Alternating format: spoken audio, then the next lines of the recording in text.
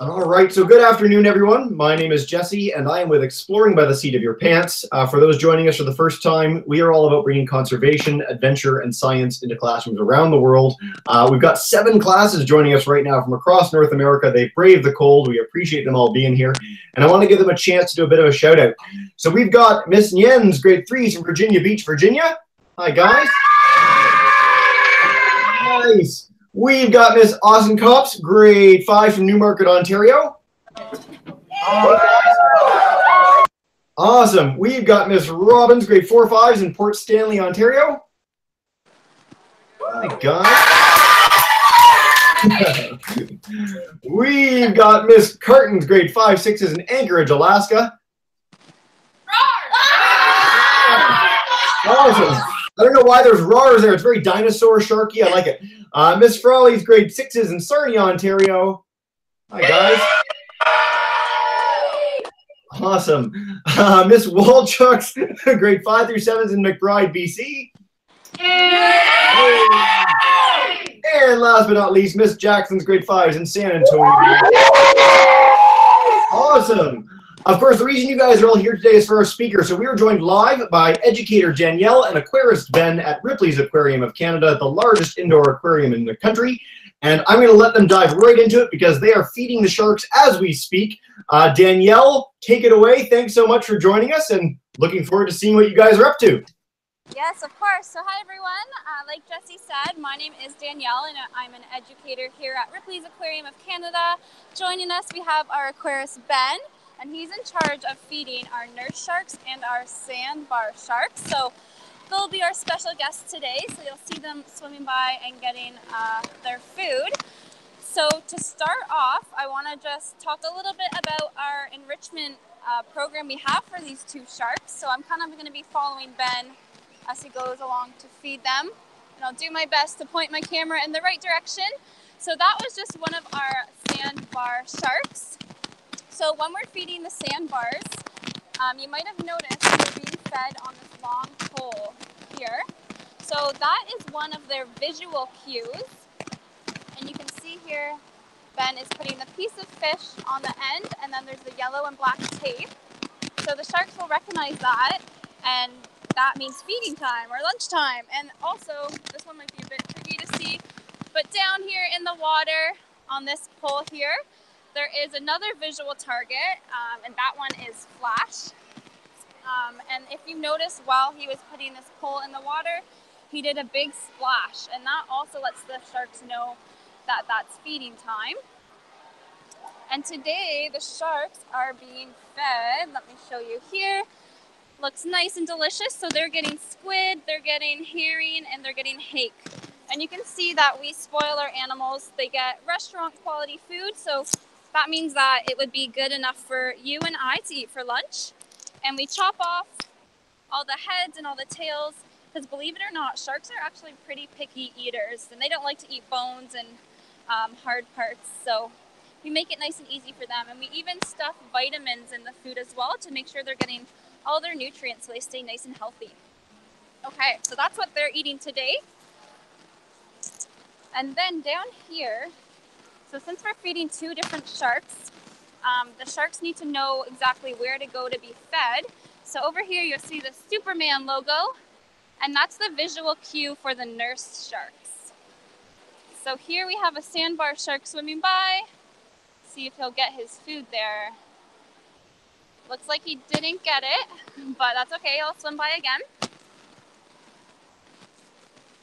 So our enrichment program with these visual and auditory cues is a great way, because as you can see, this dangerous lagoon here is massive. So it's actually over 200 million liters of water, and there's lots of different animals in this tank. So we want to make sure that everyone's getting enough to eat.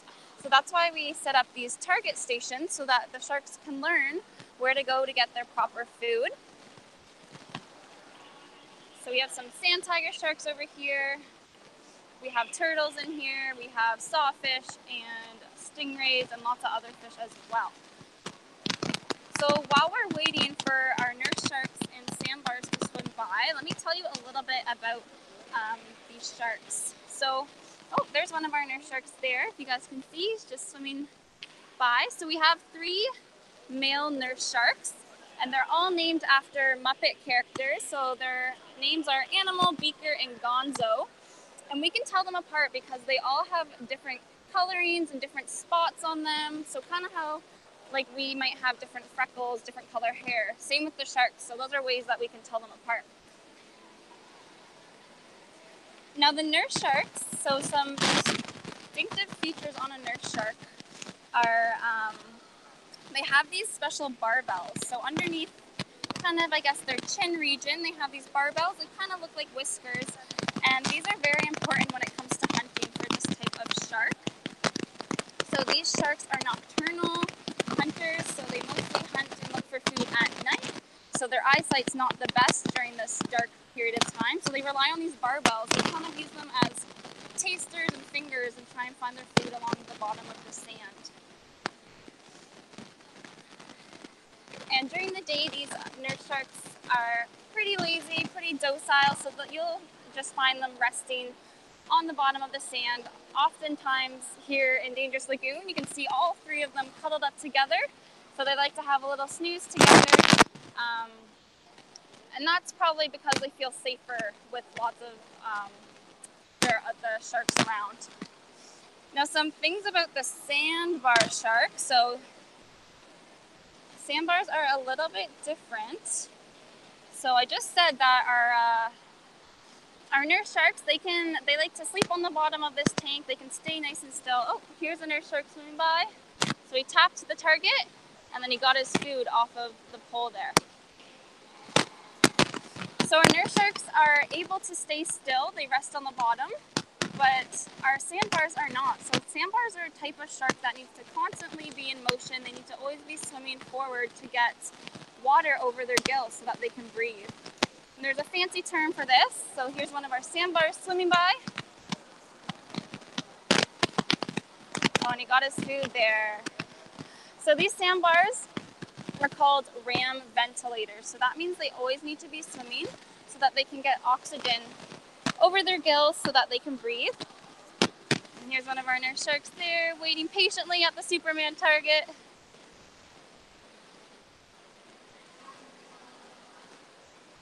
Let's see if we can get a closer look. Come by. There we go. Which shark was that, Ben? So that was Animal, one of our nurse sharks there. Okay, so back to the sandbar shark.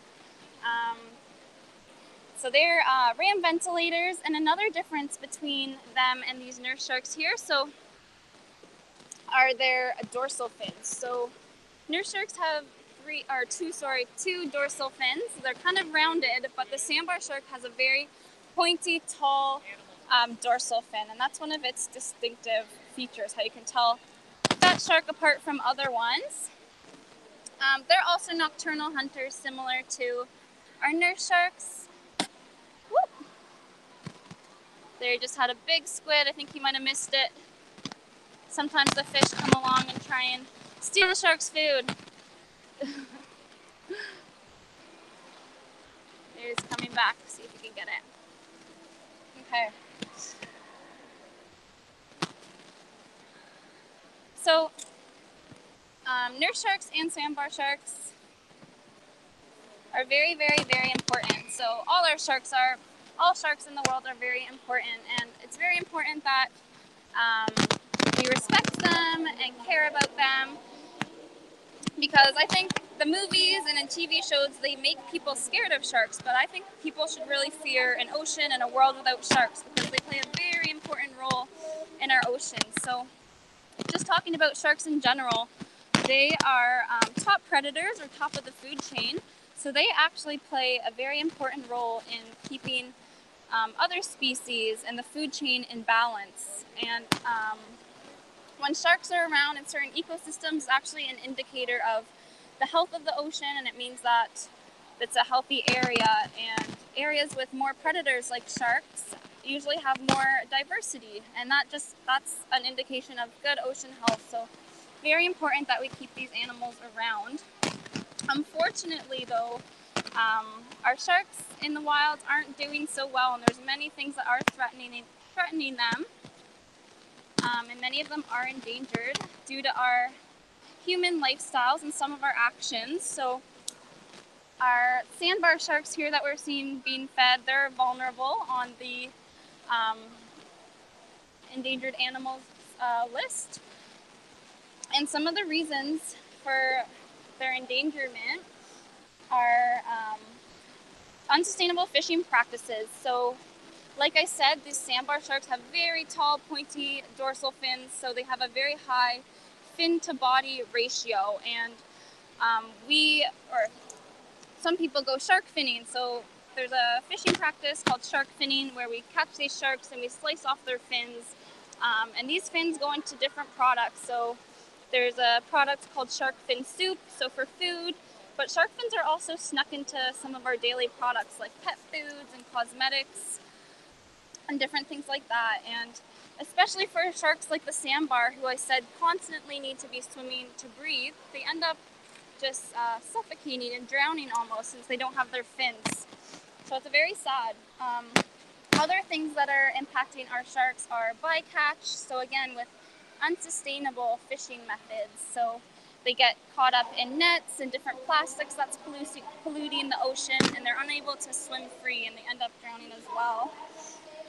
And the last threat I want to talk about is another fancy word. It's called bioaccumulation. So if you remember how I said our sharks are found at the top of the food chain, so they actually accumulate a lot of toxins, chemicals, or pollution in their bodies. Since they're at the top, they're eating everything in the food chain below them. So anything that smaller animals would have ingested, like plastic, for example, builds up the food chain, and then whoever's at the top ends up getting a lot more of that pollution in their bodies. So it's really not good. But luckily, there are some things that we can do, and we can help save our sharks. I for sure want an ocean with sharks in it. I love sharks. They're so beautiful, and so powerful and mysterious. They're great, great creatures. So some things that you guys can do, even if you're not living anywhere near an ocean or anywhere where sharks are, there's so much you guys can do. And one way is exactly what you guys are doing now. So educating yourselves and learning about different issues and different animals and ways that we can help save them. A great way is, if you like to eat seafood, that's great, that's okay, but just make sure you're supporting sustainable fishing and not eating endangered species. You can limit your waste, or you can use those 3 R's that I'm sure you all know. So reduce, reuse, recycle, so that we can make sure that we're not getting a lot of pollution and plastic and things in our ocean that can end up hurting animals like our sharks. Another great way, at your schools, you guys can do cleanups. So clean up any garbage you see around your schoolyard or even at home. Those are all really easy, great ways that you guys can make a difference in this world, and our sharks will definitely thank you for it. Now that's pretty much all I have to say about our sharks here. Continue watching them feed, but I would love to hear any questions, if you guys have any questions at all. Great. Well, thank you so much for that, Danielle. That was marvelous. And let's head to Ms. Nguyen's class first. You guys have a question to kick us off? Go ahead. All right. I want to ask a question. Why do sharks have more diapers too? Why do sharks have more something? Sorry, just repeat that last bit. Why do sharks have more diapers too? Diapers? Huh? Yeah, diapers. Okay,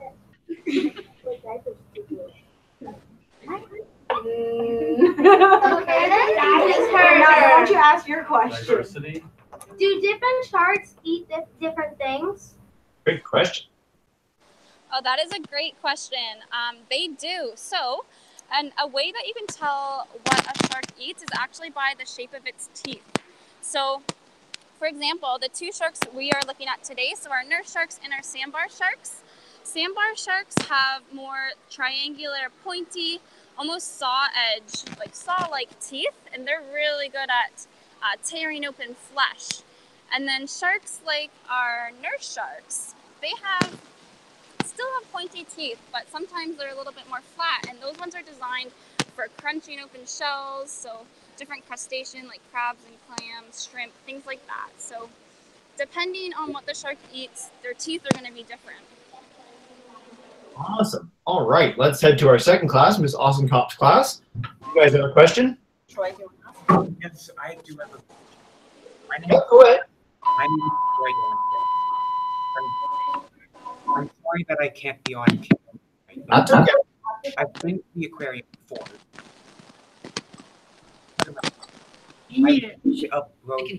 I've written a book about shark finning and how I made a donation poster. I made a poster where you put it down and you could put money in a can for donations. If I were to do that, how would I go back?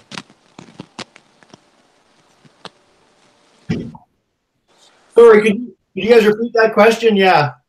Oh, I made a shark conservation poster, and I was wondering if I would use it to get money, where would I send it to help shark conservation? I hate to say this, but you guys are cutting out really, really badly. If there's a way, so sorry. While we'll go on to the next question. We'll come back in a minute. Just to make sure we hear it properly, there's a chat bar top left of your screen. If you type in the question there, then we'll have it, and I can pass it on to Danielle directly. Okay? I apologize for that, but the audio is really iffy. So while you guys are checking that out, we'll go to Miss Robin's class. If you guys have a question, come on up.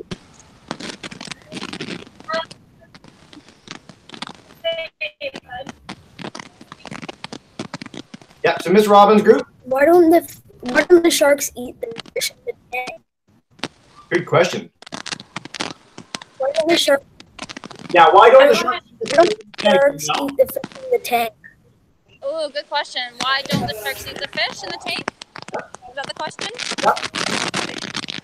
So that is actually the #1 question we probably get here at the aquarium, and it's because we feed them very well. So we actually feed our sharks only 3 times a week, so they get fed Sundays, Tuesdays, and Thursdays.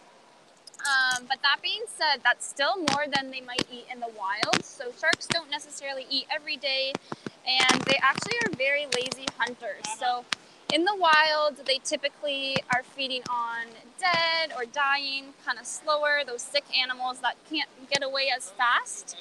So it takes a lot of energy for them to try and catch all these healthy fish that we also have swimming around here. And they know that they're going to get fed, so they'd rather just wait and have the food directly handed to them. Excellent. All right, so before we go to Miss Curtin's group, I just want to repeat for Miss Osenkopf's class, please do type in your question, just top left of your screen, and you'll be good. Miss Curtin, do you guys have a question? Come on up. Yep, you're good. How many sharks do you help per month? And then the other part of that was why do you guys keep sharks there in the tank versus in the wild? Good question. Good luck, Danielle. What was the first part of that question? Yeah, what is sorry, I did miss the first part as well. So, How many sharks do you help per month? do we have help per month? Help. We don't, okay. How many sharks do we have? How many do you help per month? But I don't know how to. See? So in Dangerous Lagoon, we have 16 sharks in total and 4 different species. 3 different species, sorry, here in Dangerous Lagoon. I guess with helping them, or why we have them in the aquarium, it's a great education tool. So many of our guests here, especially being in Toronto, we're not near the ocean. So for any guests who are unable to travel far to see these beautiful animals in the wild, it's a great opportunity for them to come and to learn. And it creates, it can create compassion and respect for these animals when they learn more about it. That being said, these sharks here in captivity or in this tank, they have a pretty safe, pretty good life. So they don't have to worry about any predators here. They get fed very well. So I'd like to say they're pretty happy here in this aquarium, in this tank, but we only have very specific species, so we would never take any sharks from the wild that we know would not thrive and do well in captivity. So for example, very large sharks like the great white shark, whale sharks, animals like that. So all the species we do have here do well in captivity. So that's, if that kind of answered your question. Yeah, it's always one of my favorite questions to zoos and aquariums, and we get it almost every time we have a hangout with them, is that why do they keep the animals in captivity? And Danielle, you answered it perfectly. It's an opportunity for people to interact with animals they might not otherwise ever get the chance to, and with millions of visitors a year, it's a chance for people to really engage in a way that they'd otherwise have no chance to. So in my mind anyway, and certainly that of educators, it's something where it's a really valuable experience for people involved. On that note, let's head to Miss Frawley's class. I also want to note, Danielle, sometimes when you're doing something with the phone, the audio gets really sketchy. So if you just hold it in the same place, we might avoid that. Just let you know. While you're doing that, Miss Frawley's class, if you guys want to come up and have a question, go right ahead. Hi. This is for specifically Danielle. This is to you. Yeah. How did you get into the study of sharks? Good question. So I went to university and I studied marine biology. I've always had a passion for the ocean since I was very, very young. I was fortunate to do lots of traveling, and I was kind of always exposed to nature and seeing all these beautiful creatures. So I've always been super interested and curious about the ocean and all the mysteries that are around it. So I chose to go to school to study and learn more about marine biology. So I learned about many different things, from sharks to fish to marine mammals, algae. And then since graduating, I've been working here at the aquarium. So I think it's mostly, it started from just my love and passion for the ocean and sharks, and just I love sharing the message about all these beautiful creatures. Cool. All right, so we have a few more questions from classes. I just want to go back because I know Miss Ausenkopf's class, you guys are having some tech difficulties. Now that you're in again, top left of your screen, blue square, chat bar. If you type in that, I'll be able to pass on your question directly with no audio issues, okay? So please do that. We want to get a question from you guys. But let's go to Miss Walchuk's class. You guys have a question? Go ahead. What's the you know how dog years, it's like 7 to 1 year? What's that for sharks? Oh, that's a good question. Let me see if Ben knows, because I'm not sure. Is there an equivalent? So how human to dog years is like 1 to 7? Is there human to shark years? Not I'm aware of, but we base our animals off when we have them in captivity. So some of our sharks are 20 years old, but in captivity. Okay. So we're not sure exactly if there's a equivalent, but the way we age our animals in the aquarium is based on how long they've been in captivity. So some of ours are over 20 years old. Yeah. It's really worth noting with sharks too that there's so many different species of sharks. There's about 400 different kinds of sharks. Small ones can live, 5-10 years. Great whites can live up to 70 or 80 years. And then there's some sharks that live over 200 years. So it's very different depending on the shark. But good question. All right, let's head to Miss Jackson's class. You guys have a question? Go for it.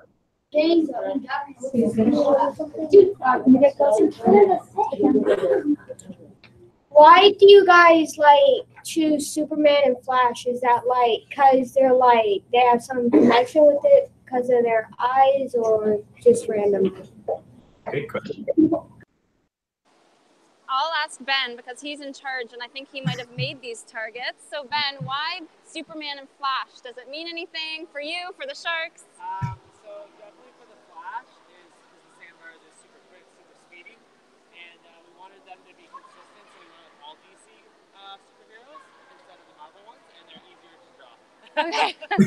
Okay, so if you didn't hear that, I'll just pass on the message. So a few different reasons. So Flash for the sandbars kind of represents how speedy that shark is, so that's why we chose Flash. And then we kept it consistent with DC heroes just for ease, I guess. And he also said those ones are the easiest to draw. So That's why. A very professional reason. I like it. All right, so we've got time to go through one more round of questions, guys. So let's go back to Miss Yen's class. If you guys have a second question, come on up. How do you guys bring the sharks in the tank? Good question. Good question. So it takes a whole team of people to get these sharks in this tank. Basically, let's say if you've seen Finding Dory and you remember their transport truck they have, I think the otters came in it. We have something similar to that. So most of our animals would be coming on a truck, or our larger animals on a truck in a life support system or a tank. And then we drive them here to the aquarium, and we have a special crane in the back area of the aquarium that helps us lift these tanks. So they kind of are hoisted up on this crane in a sling and in water, and then they go into what's called the acclimation pool. It's across the way over there, if you can see that hole. And that gives them a little area to kind of get used to the new environment, and then they're set free into Dangerous Lagoon here. Awesome. Danielle, I don't think you will have gotten a chance to see a sand tiger be brought in with a crane yet, have you? I have not, but I've actually seen a sandbar. We had that a couple of months ago now. It is super cool to see the crane pick the shark up out of the truck and then bring it to the tank. It's like quite the process. The entire staff sort of gathers to check it out. Yeah. All right, let's go to Ms. Robbins' group. Do you guys have a second question? Come on up. When did the sharks first come into the aquarium? When did the sharks first come to the aquarium? Yep. So we've been open for 5 years now, so 2013. So When did So they would have come since 2012. Yeah. And then we continually get new animals as well. So there's new animals coming in all the time. As Danielle said, we got some sandbar sharks the other day just to fill up the tank a little more. It's really cool. Yeah, and then we actually also, some of our sharks lay eggs and babies. Oh, did you cut out? Let's see if we can get her back.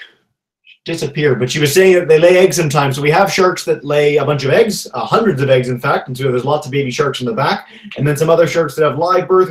There's tons of babies at the aquarium in various places. So let me just send a quick message to Danielle. Hopefully we can get her back. And worst case scenario, because I've worked at the aquarium before, if you have any more questions, I can probably answer them. It's been a while, but I'm happy filling in if we can't get her back. But yeah, I hope that answers the question. We're consistently getting new animals all the time. Let me send her that link really quick again, and then we will get underway with another question. Okay. All right. Okay. A good benefit to filling in. Oh, we've got a question from Ms. Ozenkopf's class. Hi there. Okay, if we collected donations for shark conservation efforts, where can we send them? Lots of places. So Ripley's Aquarium isn't, and Danielle's back, so that's good. Ripley's Aquarium doesn't accept donations because they're a company, they're an organization where you pay to actually enter the facility, but there are shark conservation organizations all over the world. We've worked with quite a few of them. So I can pass you guys a list at the end of this hangout and see if we can get you some options of where you could donate that money, and good for you for collecting that sort of thing, because there's amazing people doing amazing work all over the world. Sharks are in a lot of trouble for all the reasons that Danielle mentioned earlier, and it's something where every little bit helps. So thanks for the question. All right, Danielle, are you back? Can you hear me? I can hear you, and I'm back. I think we had a little Wi-Fi failure. That's okay. So I took a question while you were gone, and we will head to Miss Walter. Where were we? Miss Carton, did we do a second question with you guys? I don't think so. No. Okay. Come on up. Come on up. Oh, we're trying to figure out based on the questions that were answered. And go ahead. How do you know if a shark's a boy or girl? Good question. Great question. So, generally females are larger, but there is a more specific way you can tell a female and male shark apart. So males, if you take a look at their pelvic fins, so those are the fins closest to the tail, they have what are called claspers. And they're two finger-like projections. So males have closed claspers and females do not. And that's for sharks and for rays as well, stingrays, you can tell. Really noticeable. If you ever get a chance to go to the aquarium or to any aquarium near you, you can tell males from females very easily. You cannot miss the claspers. Yeah. All right, let's head to Miss Frawley's class. If you guys have a second question, come on up. You just might need to demute yourselves. For some reason, it's not letting me demute you. So top of your screen, little microphone symbol. Sorry, guys, for the trouble. How about we come back in just a second, and while you guys are figuring that out, we'll go to Miss Walchuk's group. You guys have a second question? Go for it.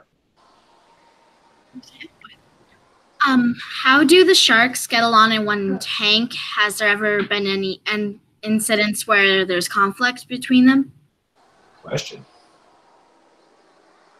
That's a good question. I'll ask Ben because I'm pretty sure he's scuba dived in this tank many, many times. So Ben, have you ever, or the first part of the question was, how do all these sharks get along living in this one tank? And have you ever seen any incidences of maybe fighting behavior?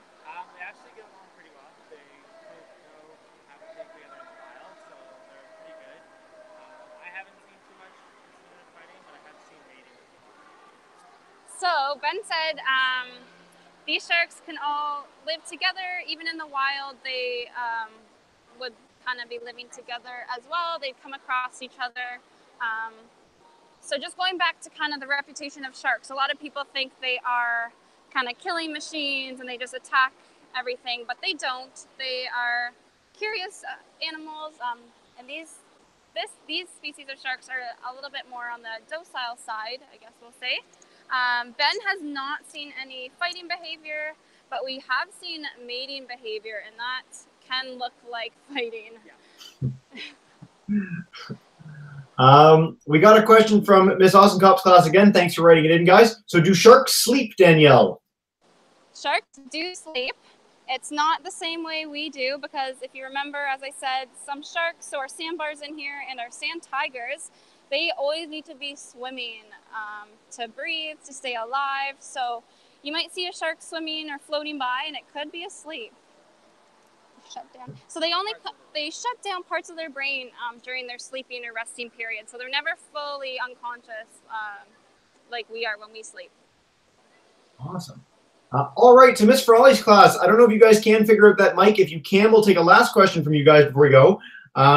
Also, actually, Miss Jackson's class. Miss Jackson's class, you guys are going for lunch. Do you have one more question before you go? Yeah, we do. Yes. Perfect. If sharks can breathe in water, then how do they drown or suffocate? Good question. Well, that's a good question. So the question was, if sharks can breathe in water, how do they drown and suffocate? So if they're not, a lot of times when they kill, they're not getting oxygen, so suffocate, drowning.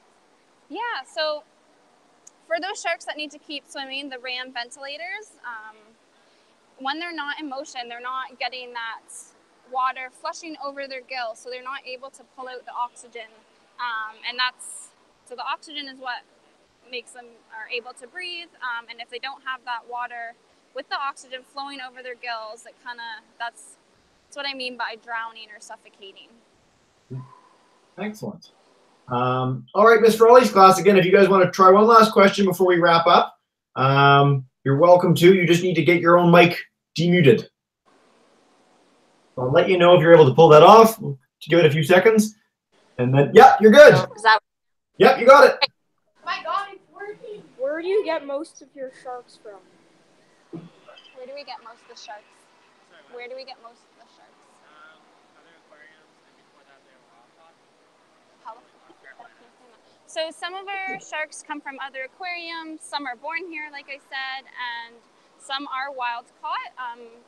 Kind of near North Carolina is the region where we would get any wild caught sharks. Good mix of all of those, actually. And so you'll see that we were talking about babies earlier. So we have a lot of babies. Some certain sharks, we just continually keep growing new ones. And then aquarium transits between each other are really, really common. That works in zoos as well. A lot of transferring animals to one another, especially if one has a good breeding program, and they can pass them on to others. So Danielle, before we wrap up, I want to just give you a chance, if there's one last message you want to share with the classes about sharks, about how they can contribute to shark conservation, anything you'd like to share? I'd just like to share and remind you guys that each one of you guys can make a positive difference in this world, whether it does have to do with our sharks or any of our beautiful natural resources we have. So keep learning and educating and spreading the word and the love for our sharks and all our amazing animals so that we can make sure they stick around for many generations to come. Nice. So guys, boys and girls, at the end of every hangout, what we're going to do is I'm going to demute all your microphones all at once. So every class is demuted. If you guys could join me in saying a big thank you to Danielle and Beth.